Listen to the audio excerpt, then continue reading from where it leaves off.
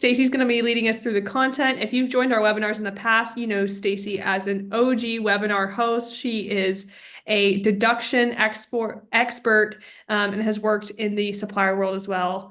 And then myself, I'll be looking at any of your questions and sending some resources in the chat. I'm on the Supplier Wiki team, and my name's Ali Trong. So like the webinar that you're on today, or any articles or gated content, that's what my team works on. And we just help suppliers understand some of the things that are going on in your world at different retailers.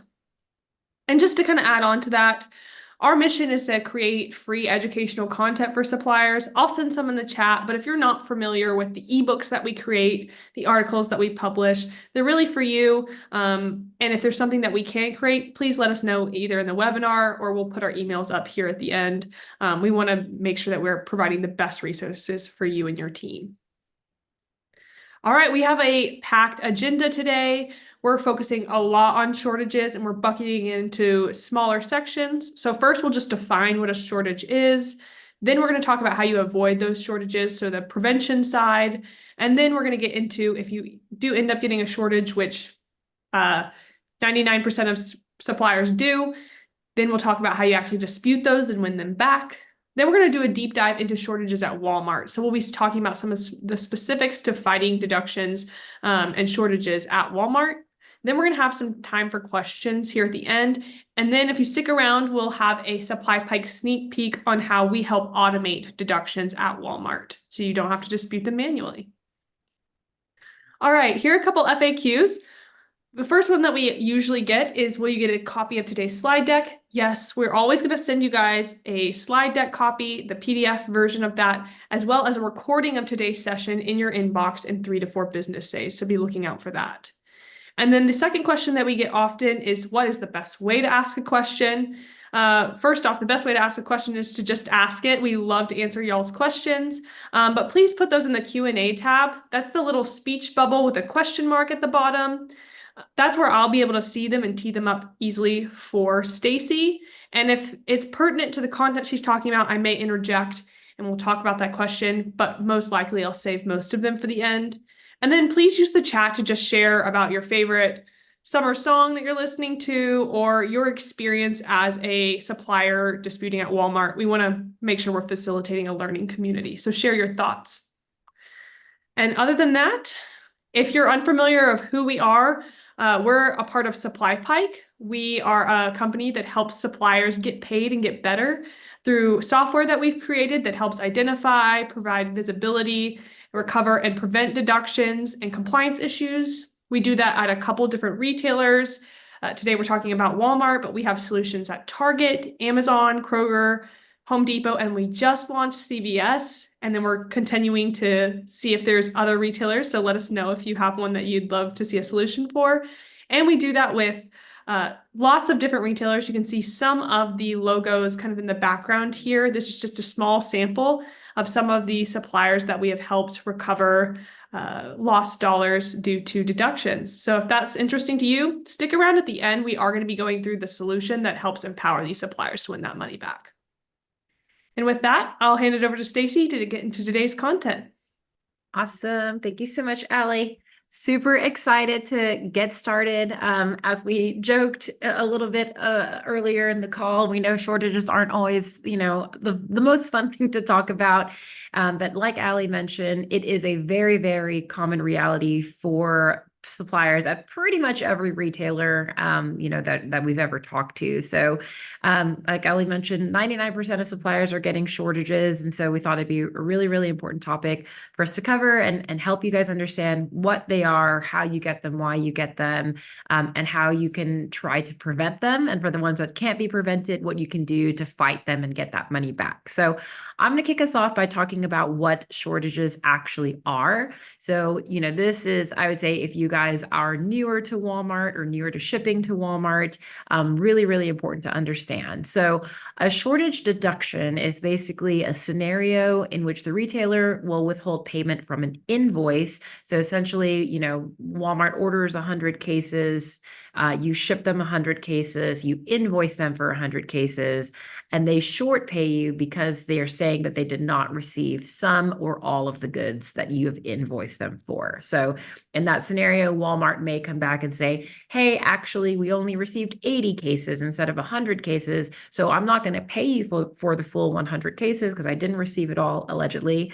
And I'm only going to pay you for the 80. So you would get a shortage for those 20 cases. So again, if you guys are newer to shipping to Walmart, or maybe you guys are just not, this isn't really a world that you look at, I would really encourage you all to start, understanding your invoices and figuring out how and when you're getting shortages. And I'll kind of deep dive into what that looks like in a second. So as I, mentioned kind of an example of a shortage. So let's say you've gotten an order from Walmart and you had to ship orange juice and pomegranate juice and grapefruit juice. But again, you invoice them for all three types of juices, but Walmart is saying, hey, I did not receive the grapefruit juice and the pomegranate juice. I'm going to issue a code 24, which is an example of a shortage deduction, and not pay you this $1,200 because, again, quote unquote, we did not receive it at Walmart. So there are lots of different causes for shortage deductions, and I'll kind of go over them at a high level right now, and then we'll double click into them in further sections in the webinar. But really common reasons for why we see shortage deductions happen. An easy example to point to is poor labeling. So let's just say, for example, you really did ship 3 different types of juices. For some reason, you accidentally labeled all of them as orange juice. Walmart might say, hey, I actually got 9 cases of orange juice, but I still got a shortage for the grapefruit and pomegranate juice. So poor labeling, or even in transit, labels get torn off of boxes or something like that. Then Walmart's like, hey, I don't know what to scan this in as, so I'm just going to take the product. But because they are not scanning it to kind of tie it back to a PO or an invoice, it looks like a shortage. So poor labeling, very, very common reason that we see. Receiving errors are oftentimes out of a supplier's control, and that is also very common. So, I mean, as you guys, I'm sure, can imagine, Walmart distribution centers, or DCs, are literally processing hundreds of thousands of cases a day. And so very, very common for, someone is unloading a truck and they see a pallet or they see a wall of cases, and they'll, scan one of the labels, count and go, okay, that looks like 10, and say, hey, they received 10, but actually it's 11 or 12 or whatever it is. And that can lead to a shortage. Mismatched pack types is a little bit less common, but something we tend to see for newer suppliers that maybe aren't familiar with the item setup process at Walmart, or maybe if you are a veteran supplier, but hey, you're changing the item configuration for a specific product that you're shipping. So very commonly we'll see, and I'll kind of, again, double click into this in a little bit, but your inner pack and your outer pack, your vendor pack, hey, it should be a 12/12, but you've accidentally set it up as a 12/6. So Walmart is expecting a certain amount, you are invoicing for a certain amount, and that number just isn't tying out. And that can lead to shortages. And another surprisingly common one that we see is an invoice that arrives before the shipment MABD. So, if you guys are shipping to Walmart, all of you should be familiar with the concept of the must arrive by date. So anytime Walmart is cutting a PO to you guys, they're saying, hey, we expect you to get this case here by next Thursday, for example. So if you are, let's say, sending an invoice over before Thursday or on Thursday, and let's say the product gets in on Friday because you're collect and you're at the mercy of Walmart's fleet, what happens in those scenarios is Walmart will look at the MABD and go, oh, you've invoiced me for these 10 cases. I haven't received anything, quote unquote, because it's, going to get there on Friday. I haven't received anything. I'm not going to pay this. I'm going to deduct the whole invoice.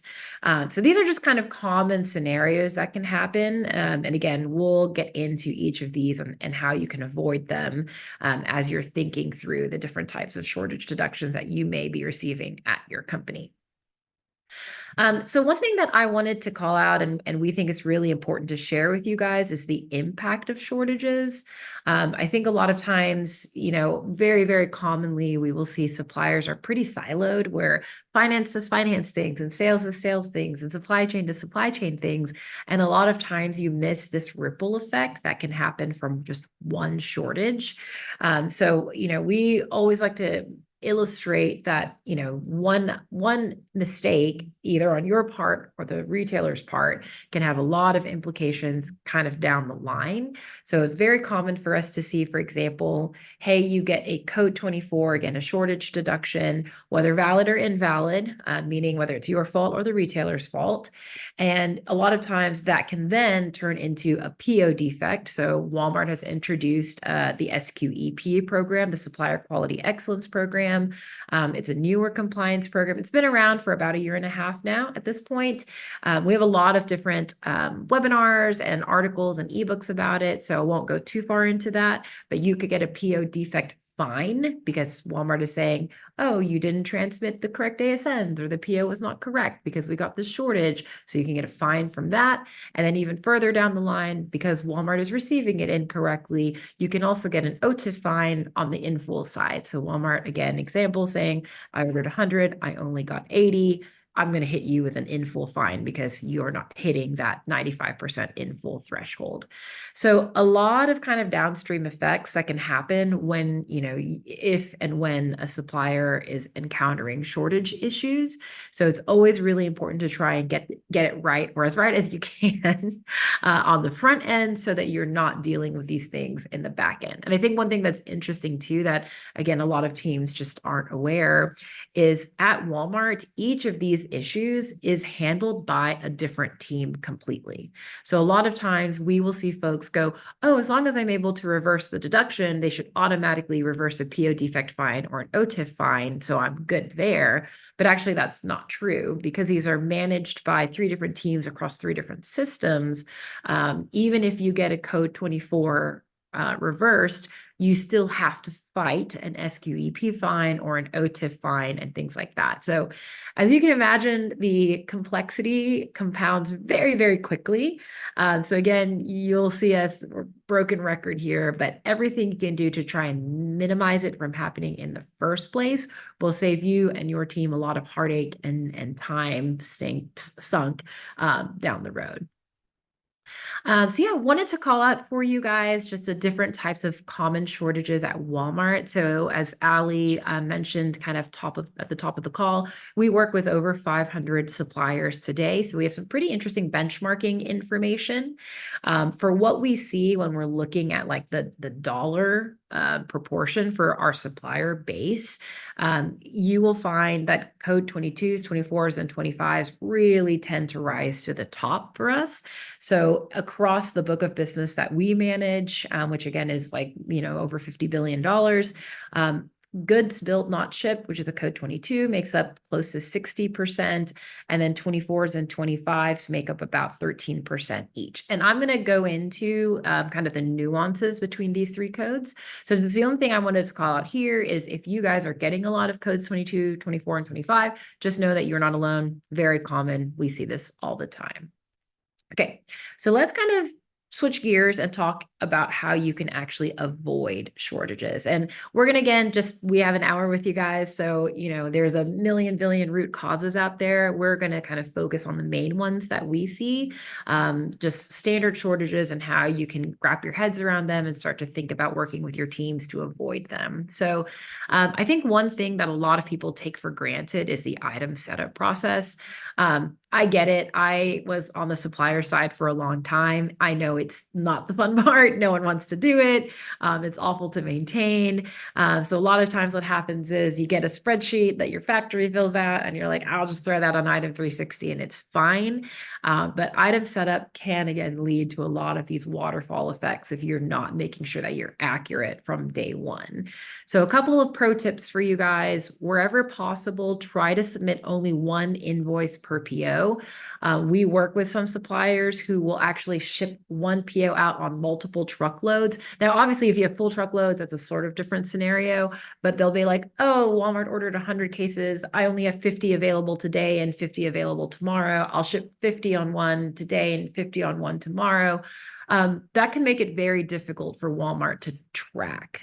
So, if you're doing two different trucks, two different invoices, for example, what often happens is Walmart will basically, they'll receive against the PO that first truckload or that first load, and they'll close the PO out and they'll go, oh, I ordered 100, 50 came in this truck. Cool, let's close that out for 50 and mark as a shortage for 50.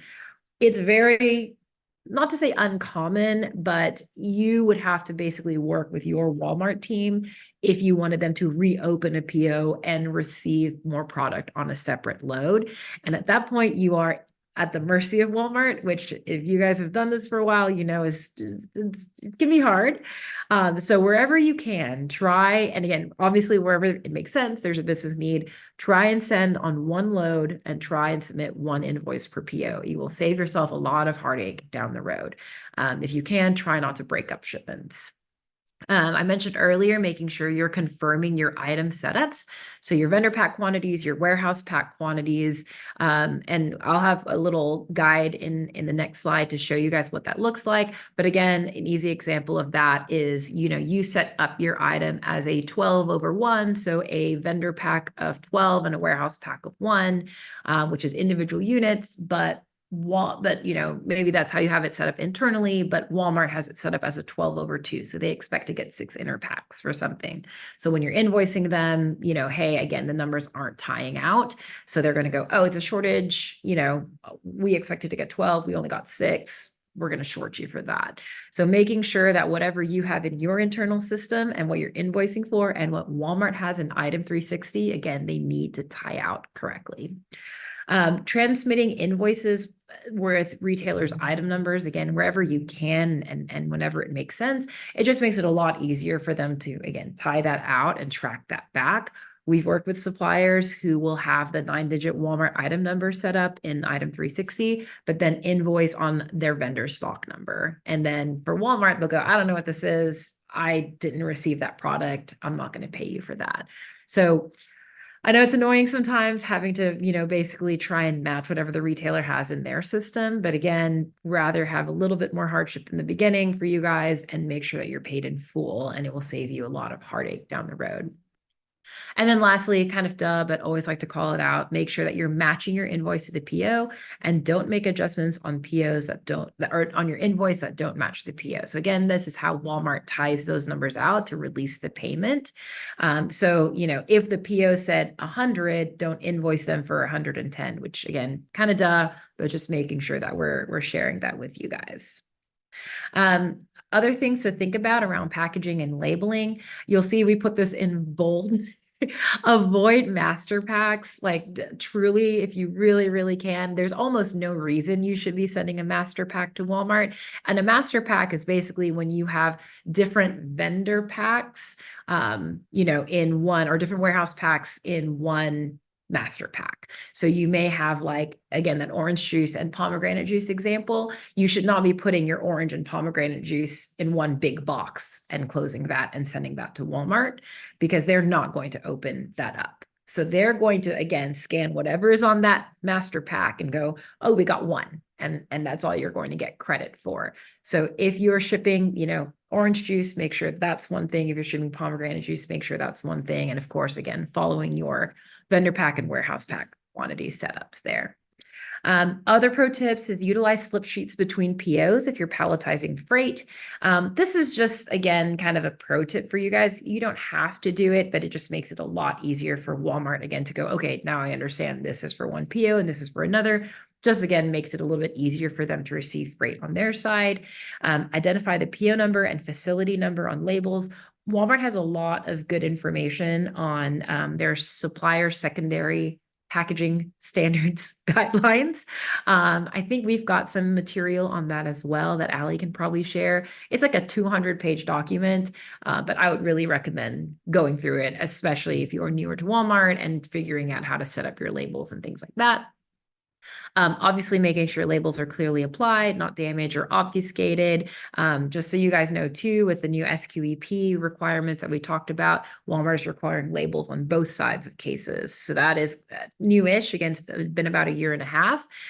But even if, let's say, you have it on one side, it gets accepted correctly at the DC, you can still get hit with an SQEP fine because you don't have labels on both sides of the boxes. So just something for you to think about there. If you guys aren't set up to do that already, you're probably already getting SQEP fines. So definitely be just aware of that and working with your factories and your warehouses to make sure that you are doing that today. These are a little bit more kind of, pro tippy if it makes sense for your business, but utilizing color coding or imagery to differentiate between products and orders. So this sounds kind of, again, quote unquote silly, but we've actually seen it pay dividends for the suppliers that we work with. So, I keep going back to that example, but it's easy, like the orange and the pomegranate example. If all you're doing is printing, in black ink, like the item name, the UPC number, whatever it is, and one says orange juice and one says pomegranate juice, just imagine again, some guy at 3 a.m. unloading a trailer. He's not probably going to take the time to read, and go like, oh, that says orange and that says pomegranate. He's just going to go, okay, it looks the same. They're all about the same size. The, font looks the same, color looks the same, like they're probably the same. And so we've seen folks literally something as simple as going like orange sticker, pink sticker, and visually that's enough for the receiving team at the DCs to go, okay, 5 orange stickers, 5 pink stickers, understand 2 different products.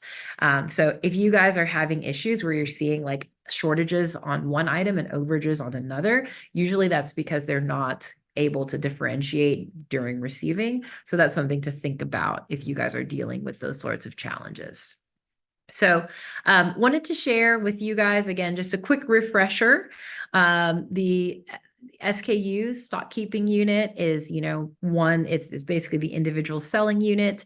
Then you're going to have the warehouse pack and then the vendor pack. And this is going to come from you to the DC, which then they can break out of the warehouse packs. So you could have a break pack or you could have just one case pack. Either is okay. But again, just making sure that you have it set up to match what Walmart has. So again, if you have 12/1 or 12/4, that Walmart is going to expect a different amount of things there. So just be aware of that. So just the example. So if you had set it up as 12/1 on your side, you may expect Walmart to pay you for 12 units. But let's say it's set up as a 12/4 on Walmart side. Walmart will expect, oh, there's 4 units in there. So they will not pay you on 8 units because again, the item setup isn't working correctly. So just be aware of how Walmart does that. So then other things to think about with pallets is, consider how your product needs to be packaged, how many of your products can fit on a pallet, how your pallet will be parceled out from warehouse to DC to store to customer, and then how Walmart's initiatives in packaging, tech, and manufacturing can affect your business. This in particular, again, is referring to the SQEP program. So Walmart, for example, now has expectations around pallet quantity or pallet quality and load quality. So you basically, now if you're shipping products on broken pallets or not on a CHEP pallet, for example, you can get fined for that. So again, definitely be aware. They again not only cause shortage issues, but fines in other compliance areas as well. Okay, so I know I just spent a long time talking about gloom and doom about how you can get shortages and hopefully how you guys are, able to avoid some of them. I think it's really important to talk through how you can actually dispute the shortages. So, again, Allie mentioned earlier on the call that, hey, 99% of suppliers get shortages. That is true. A lot of times, again, sometimes it's going to be valid. You really did short ship the product. Walmart ordered 100. You really did ship 80. Then, hey, if you got a shortage, that's valid. And you then should probably be talking with your forecast and sales team to understand how you can adjust the POs. But a lot of times, you're going to get invalid shortages. We see it as often as like anytime you get a shortage, 70 to 80% of the time it's going to be invalid, meaning you really shipped the 100 cases and Walmart really did receive it incorrectly. So, there is actually a formal path that Walmart provides to disputing those shortages. So you can actually go to Walmart and plead your case and say, hey, I actually did ship those 100 cases and here's the proof that I have.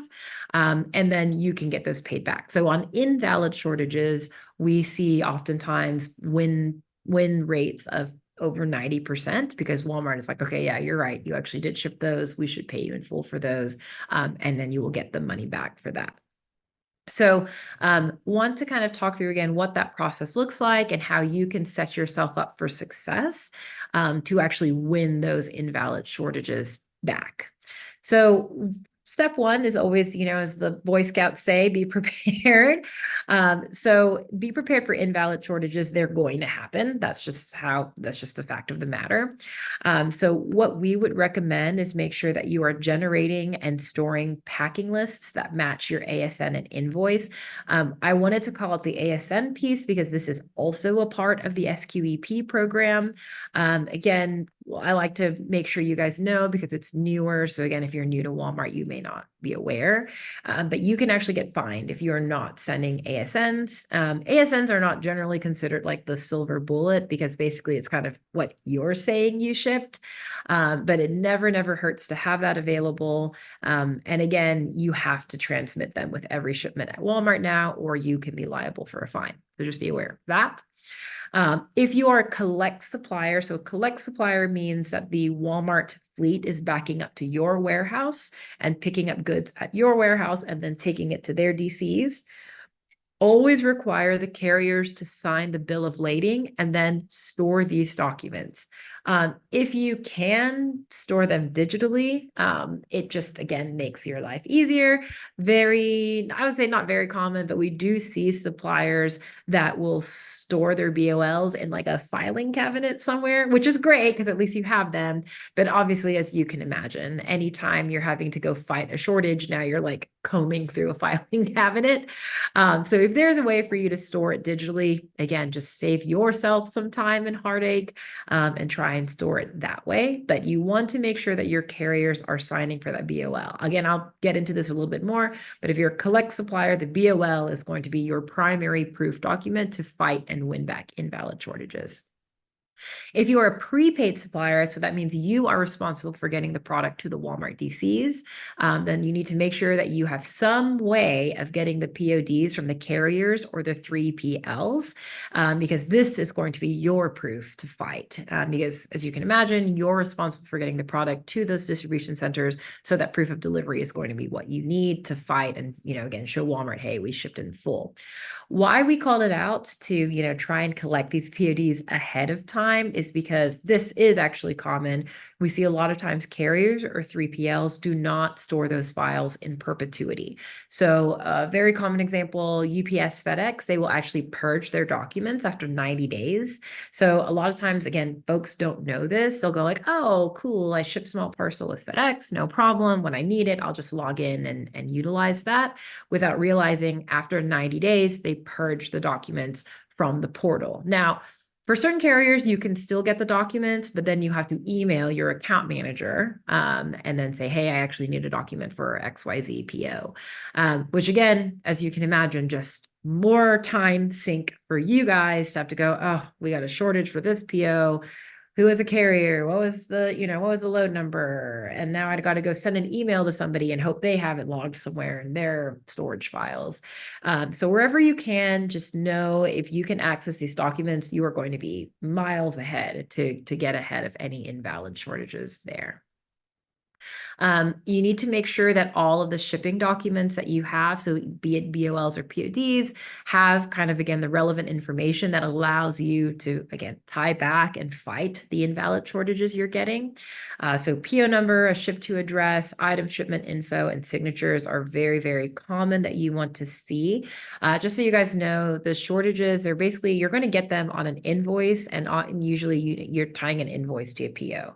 So for every invoice you send to Walmart, you can get a deduction on that invoice. So again, you want to make sure that you are being very clear with those invoices and shipping documents, that it has all the relevant information so that you can, again, match it correctly and go, PO 12345, here's the invoice, here's the BOL for that. Everything shows we shipped all 100 cases. Pay us back, please, Walmart. Another pro tip, if you are a collect supplier, we tend to recommend avoiding SLC whenever possible. So SLC stands for shipper load and count. And basically it's the concept of, let's say, Walmart fleet backs up to your warehouse, your driver, or sorry, someone at your facility is going to say, yes, I loaded the 100 cases and sign that off. As you can imagine, for, if you're Walmart, obviously the supplier is going to say you shipped it in full, right? So for them, it makes it a lot more difficult to fight shortages if you're SLC, because Walmart basically says your proof is you saying you shipped in full, which of course you're going to say. It's like, why should I accept that? So when you are SLC, you have to use other types of proofs. Like sometimes you have to pull reporting out of Retail Link to show Walmart what was received against that PO so that you can fight it that way. But again, I know, broken record, wherever you can, try and minimize the heartache for yourself. So if you can, I would try and switch from SLC to, again, allowing their fleet and their drivers to actually sign the product and confirm that everything was loaded in full. Because if you have a carrier signed BOL, you're going to have a much better shot of winning that invalid shortage. So just wanted to call that out there.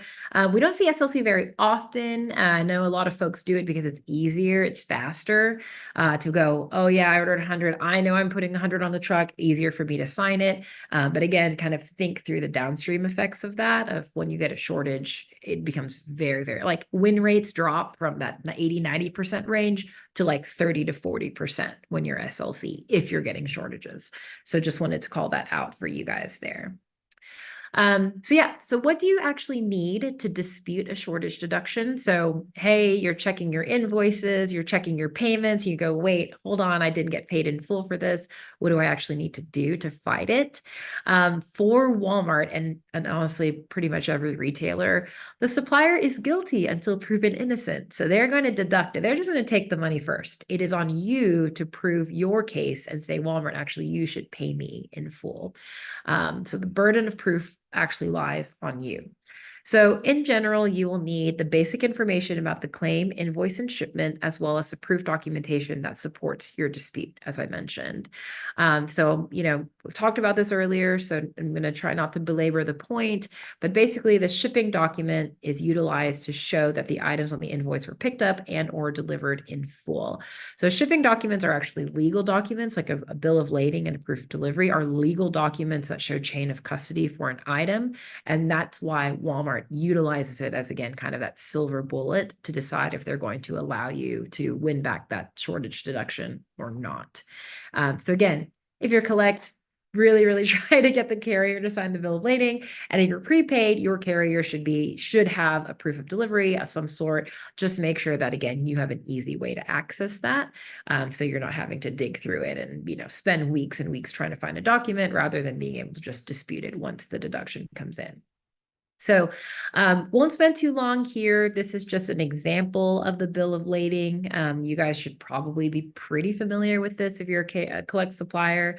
So it's obviously going to have your destination, your order number, all of the item information, as well as the carrier signature. You'll also, on the POD, very common to see the OS&D stamp, so overages, shortages, and damaged. And usually it's going to have some sort of number. And And you'll probably also have like, oh, received in full. So, or so here, this example, freight bill received in full. If you see an X here, that means you shouldn't see any overage, shortage, and damages. Basically, Walmart is saying, yes, we received all the product as expected. And usually you're going to get some sort of signature here. So if you're using PODs to fight shortages, you have to have this OS&D stamp because, again, the POD doesn't really mean anything. It's just a document until Walmart confirms that, hey, we received all of this product in full. This is an example of a gate or drop trailer stamp. So usually this is a sticker placed on the BOL by the retailer and signed by the driver. Now, one thing to note here is all this is showing is that the shipment arrived at a retailer DC. So just give you guys some context for some products, some DCs, basically they utilize drop trailer. And what that means is the Walmart fleet will go to the DCs. They'll literally drop their trailer in the yard and get some sort of stamp for that. And then they're off to do the next thing. And then you won't get some sort of POD until it actually gets scanned into the actual facility. So the drop trailer stamp is still important, still doesn't hurt. But one thing, I like to call out is that all it does is that it proves that the shipment arrived at the DC, that it got dropped there, but it does not prove quantity received. So you can see here, there's no, oh, this is 46 cases or anything like that. It's not going to show that. It's just showing, yes, we received a trailer at the DC, and the burden of proof is actually on the retailer if the dispute is denied. So, you can actually utilize this as proof to go against any shortages there. Okay, cool. So I'm going to shift gears again to deep diving into shortages at Walmart in particular, just to give you guys, again, some common codes that we see and the nuances between each code. Because it's very, if you guys want to see what sort of deductions you're receiving, you can go into an app called APIS, or the Accounts Payable Inquiry System, and you'll be able to actually look at your invoices and your checks and your deductions there. We don't get into it in this particular webinar. And again, I'm sure Ali can share. We have a lot of webinars about the actual step-by-step process to identify deductions and then dispute those deductions. But I'll kind of give you guys at a high level which apps you want to be looking at. So APIS is going to be your step one to understand, again, what you're invoicing, what you're receiving payments on, what you're receiving deductions on. In APIS, all they will do is give you a code. So they'll just say it's a code 22 and a minus $300 or whatever it is. They don't explain what any of those codes are. We actually have a knowledge base on Supplier Wiki, which is the kind of platform where we're giving the webinar, which will give you a definition of all the codes that exist with Walmart, as well as the other retailers that we support. But just so you know what to expect when you get there. And after you get to APIS and you're like, hey, cool or not cool, I got this $300 deduction, you will go into another application. If you then determine, you do your own research and you go, hey, actually, I should not have received this deduction. We know we shipped this PO in full. We haven't canceled anything.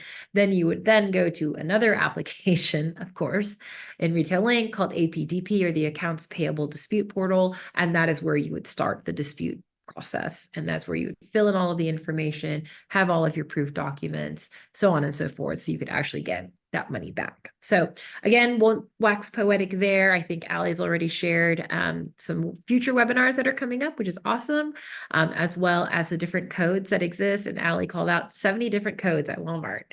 Yeah. So you have to know what each of them mean, why you got them, how to fight them, because all of them require different proof documentation. So I would recommend, again, if you are newer to Walmart or if you don't have this resource already, really go and download that Supplier Wiki Deduction Codes Explained guide. It's amazing. A lot of folks we work with will actually print a copy out and put it on their desk as reference. So hopefully helpful for you guys. But yeah, wanted to give you all, again, the nuances between the three main shortage codes that we talked about. So when you get into APIS and you're like, code 22, what does that mean? You understand, okay, this is why I got it, and this is what I need to do about it. So for code 22, this is labeled as a goods billed, not shipped. And essentially what this is referring to is when your invoice does not match the quantity that the facility says it received. So let's just say, again, we're going to go back to our orange juice and pomegranate example. If you are invoicing Walmart for these 6 cases and Walmart is saying, hey, I only received these 3 cases, essentially Walmart is going to say the invoice does not match what we received. So we're going to short you on that. And that will be a code 22. Another example, and this is very, very rare, but just again to help maybe solidify the example, is let's say you shipped 6, they received 6, but you invoiced for 7, you'll get a shortage on that 1 because again, that invoice is not matching the quantity that has been received. So you could still have received in full against the PO, but if the invoice is more than that, then you'll get a code 22 shortage because again, those numbers don't tie out. So just wanted to give you another example there. So as I mentioned, the BOL in that example could be stamped as received in full at the facility. But again, the nuance here is the invoice was transmitted for quantities greater than what the facility claimed to receive. So disputing is essentially trying to show that the invoice quantity matches the received quantity. So typically, again, the most common scenario we're going to see here is what we talked about, where Walmart ordered 6, you invoiced for 6. Walmart is saying, I only received 3. So the invoice doesn't match the receipt. So we're going to hit you with a code 22. A code 24 is if there's a carton shortage or the freight bill was actually signed short. So again, like I mentioned, the BOL is stamped as received in full in code 22s, but again, the invoice is larger than what the receipt quantities are. For code 24, Walmart is actually signing the BOL as short against the quantities the shipment was said to contain. So let's say you're a collect supplier, Walmart ordered 9, and then when the carrier came and are checking against, hey, what did you load into my truck? The carrier themselves are saying, oh, it was short. We only loaded 3 on the truck instead of the 9 that was ordered. So I think, if you guys think back to the original, slide a couple of slides ago where we talked about the 22s, 24s, and 25s, 22s make up, again, that 60% because it's very common. 24s are a little bit less common because generally speaking, suppliers are not actually shorting often. So when you do actually short, then you would get a code 24 there. And it's basically when the shipper invoices for more than what the facility claims to have received and or what the shipment was said to contain. So disputing involves proving that the invoice quantity matches the received quantity. So the way you would tackle a 22 and 24 are the same. It's just, again, very, very slight nuance. Most of the times, the suppliers we work with aren't really going to dig into a 22 versus a 24, unless we see code 24 as being like a very, very high proportion of codes, because at that point, we would want to start to dig in with you guys and go like, hey, this isn't common for what we see across the industry. What might you guys be doing a little bit differently there? So you would fight it the same way, APDP, same proof documentation, bill of lading, proof of delivery, to get this money back. So a code 25, again, very slight nuance between all these codes, but a code 25 is basically saying there was no merchandise received for the invoice. So again, Walmart is saying they did not receive any merchandise. At 22 and 24, you guys can see here, hey, I received some merchandise. A code 25 is saying I received no merchandise. So you will always see a code 25 deduction in the full amount of the invoice. So again, Walmart ordered 3 cases, you invoice for 3 cases, Walmart is saying they received 0 cases, you'll get a code 25 for the full amount of the invoice. And disputing essentially is proving that items were even received at all for the invoice in question. So one thing that I wanted to point out here for code 25s, often what we see, again, talking mostly on the invalid side. Obviously, if it's valid, that means you guys are having some issues with shipping, and that's more of a, hey, we need to fix an internal process. If you're getting an invalid code 25, Interestingly enough, oftentimes what we see is that it's more around a timing issue. So the invoice is sent to Walmart before the order is shipped or arrives at the Walmart facility. Now, I know this sounds a little bit counterintuitive because in a lot of Walmart documentation, they actually recommend that you send your invoice the same day that you are shipping the product. But it's kind of like what I mentioned earlier on in the call. Essentially, what's happening is Walmart will get that invoice. They'll compare it against the MABD and go, oh, okay, so let's say again, you gave me invoice on Monday, the MABD was Wednesday. They'll look at Wednesday and go, oh, we didn't receive anything. We're going to go ahead and short this. So what we recommend is to schedule the invoice to be sent on the MABD itself, because most of the time your product should be getting there on the MABD. If it makes sense, and this is something where I would then recommend taking a look at your like OTIF data and understanding like if there are like if you guys are a little bit late on when product arrives at the DC. So first things first, I get to the root of the problem, and I would do like understand your lead time, so you can do a lead time audit to actually make sure that your lead times are accurate between when you ship a PO and when it should when the MABD should be scheduled out. But let's just say that's a work in progress. If you notice that you guys are consistently having product arrive late, oftentimes it's going to happen more on the collect side. You can even build in an extra couple of days to send your invoice, actually, 1, 2, 3 days. We actually have some companies that will send it 7 days after the MABD, just to really, really make sure that Walmart has received it. And again, we'll pay you for that. Now, obviously, I know it's kind of easy for me to say that, like, hey, just delay the invoice. I completely understand that there is a cash flow aspect to it. So not every supplier, like, it doesn't make sense for every supplier to do that. But if you can, if it makes sense, what I like to kind of recommend to my folks is, hey, I would rather you have like a, 3-day delay in sending that invoice out and getting paid, rather than getting a code 25.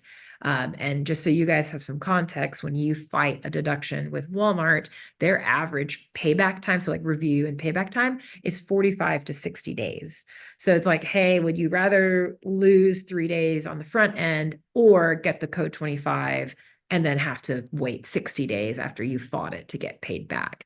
So again, it really, I would say, comes down to understanding your business. If you guys are getting hit with rampant code 25s, then that's a really easy indication to you to go, hey, what are we doing on invoice timing here? And maybe we really should kind of build in those 3 to 7 extra days. But let's just say you look at your book of business and you go, hey, you know what? We get like 1 code 25 a year. We're going to live with that. It's going to be fine. Then you don't need to go in and change any processes. So one thing we preach a lot here at SupplyPike, obviously it's so important to understand the tactical side of the business and how you get your shortages, how you fight your shortages. But it's always really important too, to zoom out a little bit and understand what are the, like, what sorts of disputes, or sorry, deductions are you getting, so that you can understand, like, hey, what do I really need to spend time on and prioritize? Okay, so last thing I would say there is, do not re-invoice once goods are delivered, because this can cause code 30s. So one of those 70 codes that we talked about. Instead, dispute the existing code 25 deduction. So if you get a code 25 deduction where, again, you get nothing, like Walmart saying they received nothing, don't re-invoice for that, because the code 30 is a duplicate invoice deduction. Instead, again, you would dispute the existing code 25 deduction in APDP. Okay, cool. I feel like I have talked a lot at you guys, so I'm sorry, but hopefully all helpful information. Happy to answer any questions, Allie, if we got any. We have some, and there's still some. There is time still to send any in that you guys have. Thank you again, Stacy, for walking us through all that content. There's a lot to get into, and we only covered shortages. So if you have other questions, Stacy also has information on other shortage claims or deduction claims. And this one's about overages. So Okay. Fern asked, can you invoice for overages above what was on the original invoice? Okay, great question. So yes, and so yes, the concept of invoicing for overages does exist at Walmart. It's pretty interesting. We will actually see anywhere between and obviously for valid overages, right? Don't just start sending new invoices to Walmart, but for valid overages, we will actually see win rates in the 70 to 90% range. So yes, the concept of invoicing for overages is normal. One thing Walmart recommends first is for you to fight the shortage deduction first, because usually what will happen is there will be a deduction and an overage on the same PO, which is kind of what we talked about earlier in our webinar today. So they recommend that you fight the deduction first, and then that quote unquote should fix things. If it doesn't fix things and Walmart denies your shortage or whatever it is, then absolutely you can invoice for that overage. Usually what you would want to do is you send the invoice and then you add some sort of additional like number or like letter at the end to just make it easy for you to tie back to the original invoice, but so Walmart knows that you're not re-invoicing, so you don't get a code 30. So you could be like invoice 12345-1, and then that should work. So yes, very common. I would say, I don't want to spend too much time because I know today was more of a shortages discussion. We do have a lot of webinars and content on overages as well. If that is something that you guys are not looking into today, I would recommend starting to understand that. So you can get a lot of receipt information out of the Nova app in Retail Link. And I know for a lot of us that have done this for a while, DSS is going away, which is scary. It's gone. It's gone. I know it's sad. And so there are some types of information you can get out of Luminate, but Nova should be a pretty good resource for you just to understand receipt information there. So yeah, if you're not looking at overages, we actually will work with some folks and find honestly like tens of thousands of dollars worth of overages that you can go for and win with Walmart. Yeah, and maybe that's a great transition into kind of some of our next slides too. I did send a deck on overages. If you are interested, we have content on that. Stacy has changed the slide to some of our ebooks that we have. This is, again, a drop in the bucket of the content that we have available. And if you don't see what you're looking for, on the next slide is my email or Stacy's. Please send us an email if you're looking for, hey, I don't see a slide deck on Nova or Supplier One or Luminate or at a different retailer entirely. We'd love to research and create something that's helpful for you and your team. So thank you guys again. Oh, go ahead, Stacey. Oh, sorry. I was going to say pro tip. It's all free. Like this costs you nothing. So like check us out. Yes, for sure. Again, if you don't want to stay for our product preview, that's what Stacy's going to transition to now. But thank you for joining for our educational content. We're going to walk through how we dispute shortages automatically. And I'm sure Stacy can also show, if anyone's interested, our solution for Walmart overages as well. So looks like you've got it pulled up, Stacy, so I'll let you take it away. Awesome. Thank you, Allie. So yeah, it's, as Allie mentioned, we always like to kind of show rather than tell you guys what we do. If you are dealing with deductions and shortages, and it's a pain point for you at Walmart, Kroger, Target, Amazon, Home Depot, CVS, we'd love to talk to you guys, but just to give you an idea of what we do here at SupplyPike. So we create software to essentially help you automate the process of getting deductions back across different buckets of rev loss.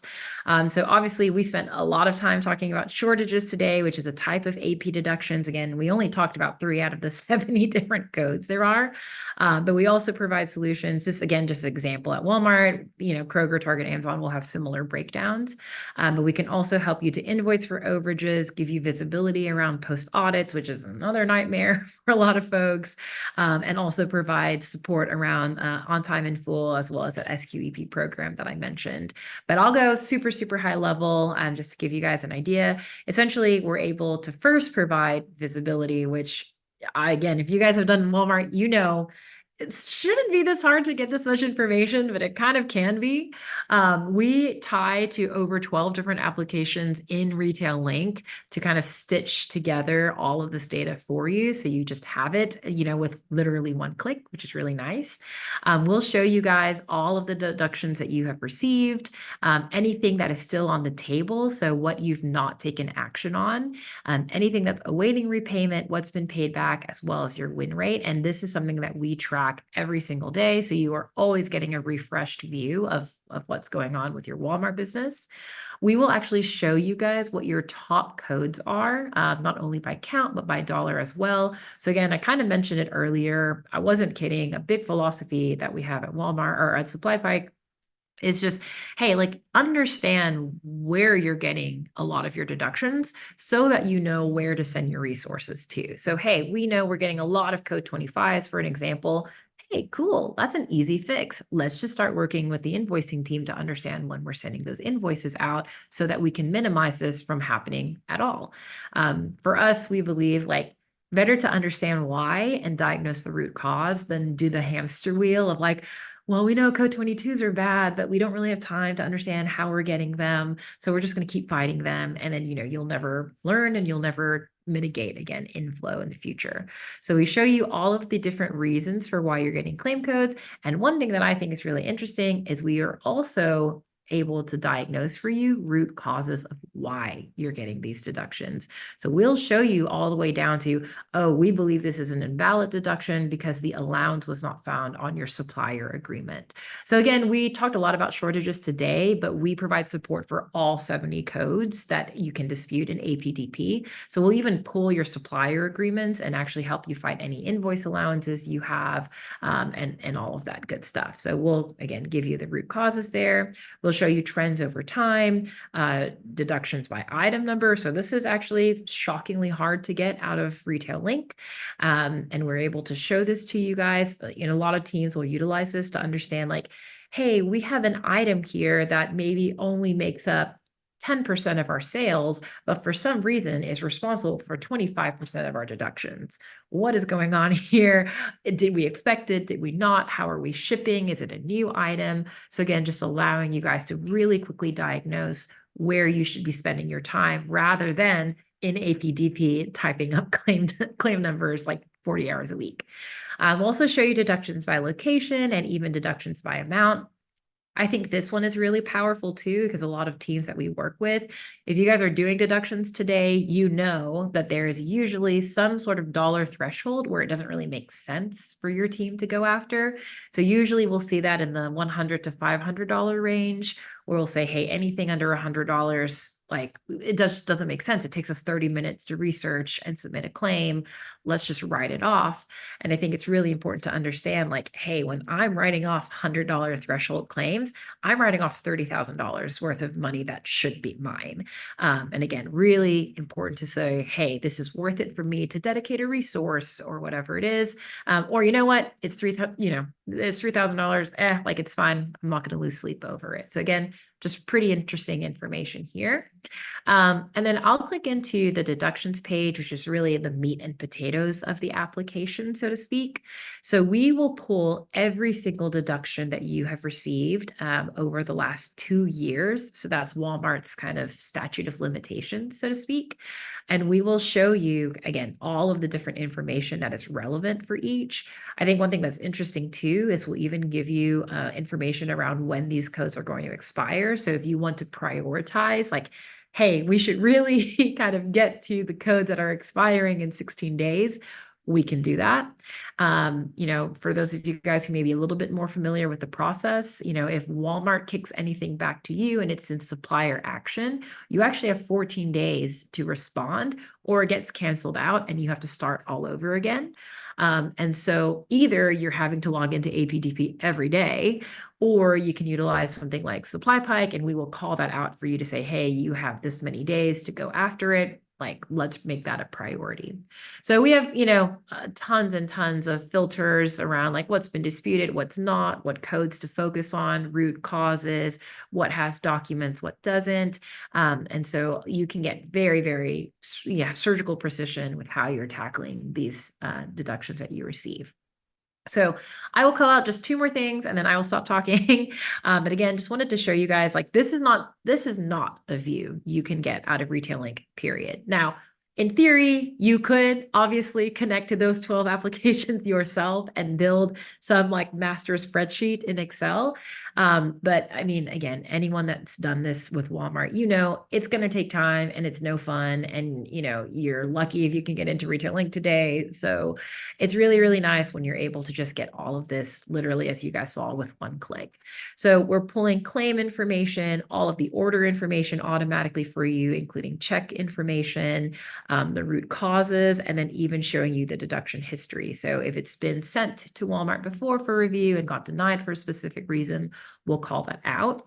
One thing that I wanted to make sure that I showed you guys was, in addition to all of this information, which comes from Retail Link, that's great, we are also actually automatically pulling your shipping documents for you. So we have integrations with over 120 different carriers and 3PLs where you don't even have to get documents anymore. It's great.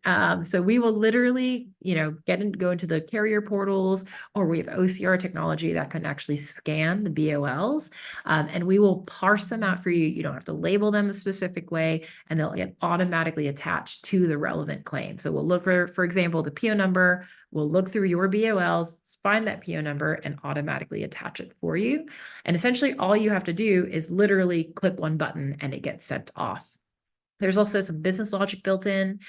So we can see here. So let's just say, you know, we've kind of talked about code 22s today, and we said you have to have a BOL. So let's say we unclicked that and said, oh, we only have these documents automatically attached.